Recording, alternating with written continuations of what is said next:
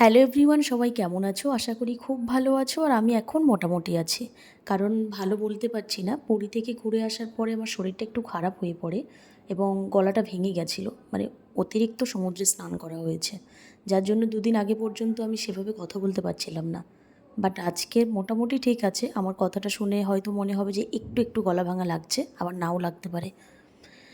যাই হোক, আমি আর শুভেন্দুদা বেরিয়ে পড়লাম। আমরা গিয়েছিলাম একটা কাজে। ওখান থেকে ফেরার পথে আমরা ভাবলাম যে না, আজকের একেবারে ডিনার করেই রুমে ঢুকবো। গিয়ে আবার রান্নাবান্না ঝামেলা নেওয়া যাবে না।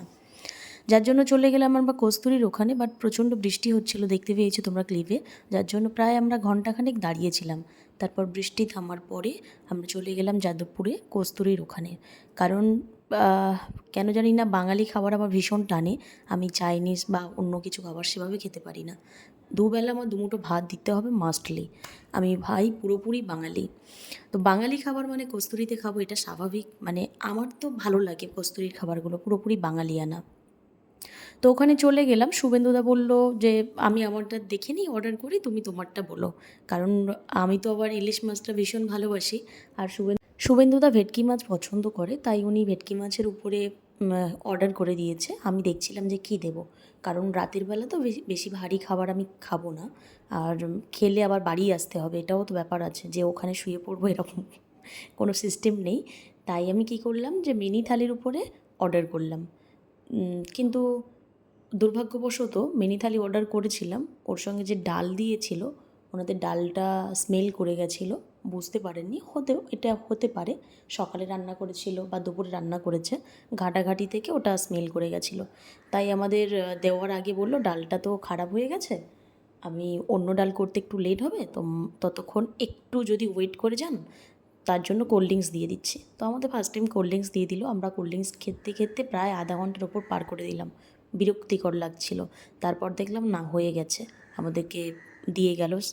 তো দেখতে পাচ্ছ আমার পছন্দের ঝুরঝুরি আলু ভাজা, আর স্যালাড তো আছেই। ডাল ডাল আমি এমনি খেতে চাই না বাড়িতে, বাট ওখানকার ডালটা আমার খুব ভালো লাগে, মানে খুব সুন্দর বানায়। যাই হোক, এদিকে তো শুভেন্দু তার লোভ সামলাতে পারলো না, সে খেতে ব্যস্ত। আর আমি একটা ভিডিও ক্লিপ নিচ্ছিলাম, বললাম যে ভালোভাবে খাও, আমি ভিডিও নিচ্ছি। তারপর ওনাকে দেখে আমিও তো আর লোভ সামলাতে পারলাম না। যদি থালার মানে আমার পাতে এত কিছু অপশান থাকে, আর তো লোভ সামলে থাকা যায় না। আমিও বসে গেলাম খেতে। চলো, তারপরে ওখান থেকে খেয়ে আমরা বেরিয়ে গেলাম।